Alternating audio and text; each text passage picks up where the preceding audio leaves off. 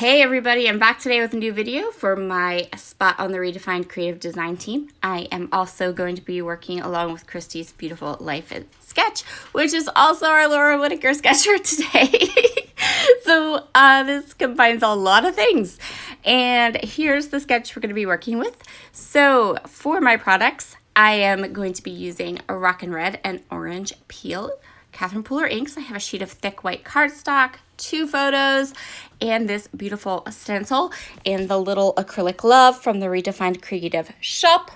And I'm going to be using my Chamel field trip stash that I've pulled out.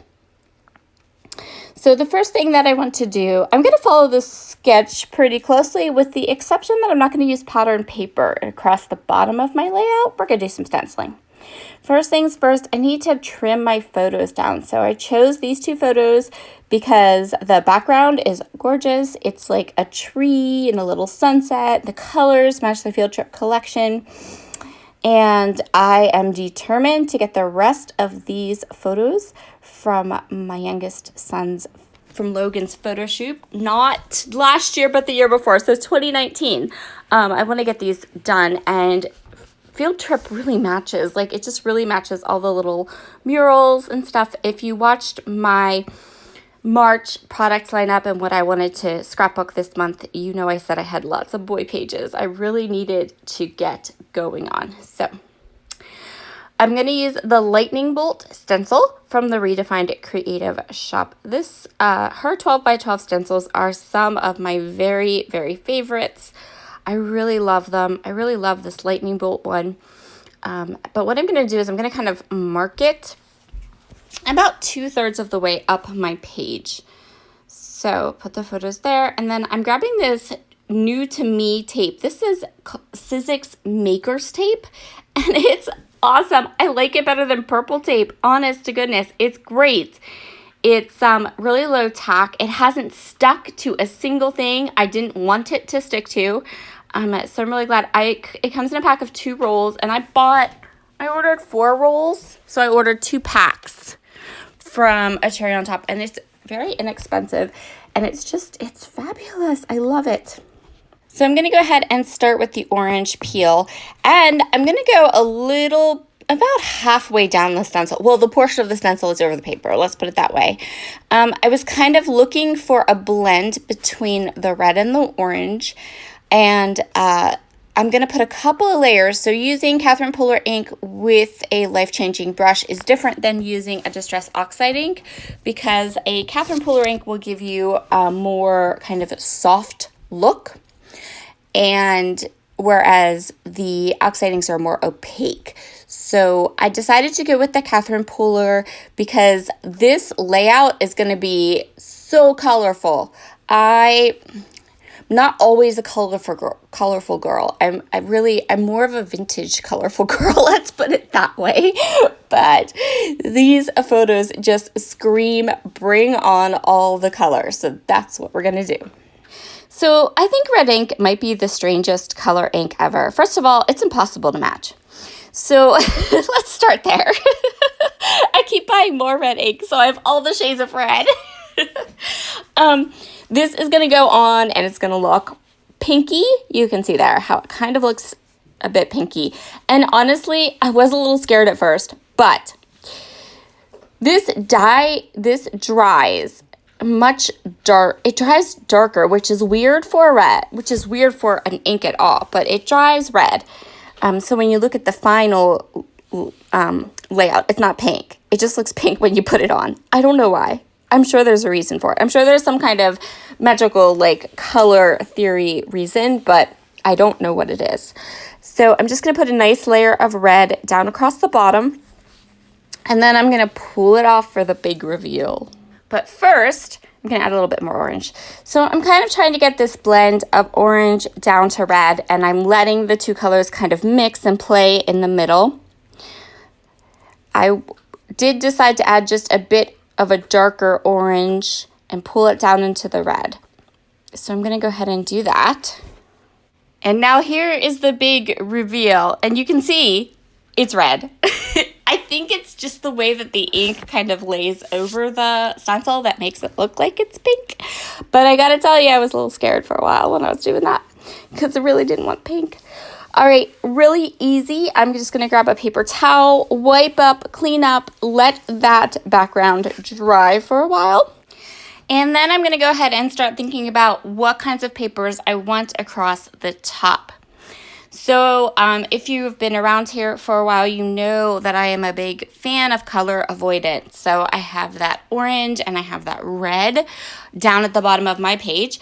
There is tons of orange and red in my photos. So let's add some things that are not orange and red that my photos can then kind of pop off of. Complementary colors, but not necessarily the same colors. So I loved the idea of this like jungly paper across the top. And then I'm gonna grab a couple of strips. So the sketch calls for some different strips. So I have a branding strip there. I have another strip of paper that's like little bugs. I'm gonna go ahead and kind of trim this off because we're not using a lot of that jungly paper, but it's going to work really well because of the mural behind my son in the photos. And I thought, well, that worked well. And now I'm going to go ahead and I'm going to matte both of these photos, one in this beautiful teal and then one in more of a grassy green color.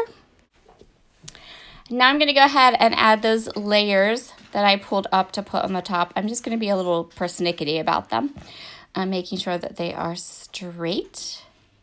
And then this blue strip is actually a branding strip. I have so many. So the sketch calls for the title to be down in this lower right-hand corner. And I am going to go ahead and place mine down there. So I want to use a couple of these die cut pieces. I want to use that acrylic love. And then I have these pre-stamped and cut letters from the stamp market. So this is one of my very favorite sets of alphabets and die cuts that I have in my stash. You stamp the letters all as like one sheet and then you just die cut them and you have tile letters that you can then adhere however you want. I have some too that I've adhered to some adhesive backed paper, which those work really well too. And then they're like stickers, so that's pretty cool. I'm just going to go ahead and glue these down. If you're interested in grabbing any of Christina's 12x12 stencils or acrylics from her shop, you can always use my code Sarah Scraps, all one word, for a 15% discount. But please know that shipping from Christina's shop takes a very, very, very long time. She is one person working through a lot of orders because she is very busy and she's also homeschooling all three of her kids. So please be patient.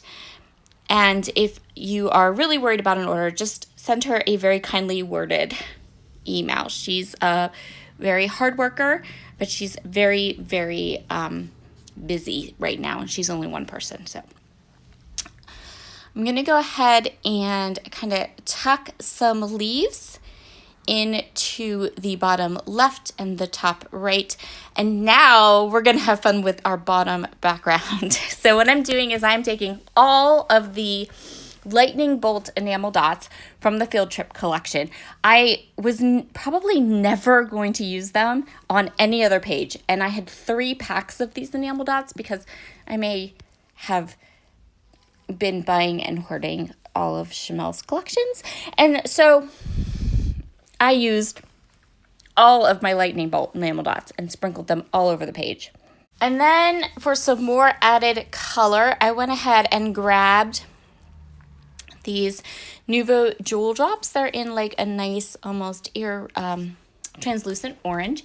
And I also grabbed some blue Nuvo Drops. I think this is denim. I think the blue color I'm using is denim. But I sprinkled them all over and around that stenciled background too. I really enjoy adding these types of little things like enamel dots or sequins or Nuvo Drops to a stenciled background just to give it a little something extra, a little more interest or detail. And that is where we are going to call this layout done. Thank you all very, very much for hanging out with me this afternoon, and I will see you all again very soon. Bye.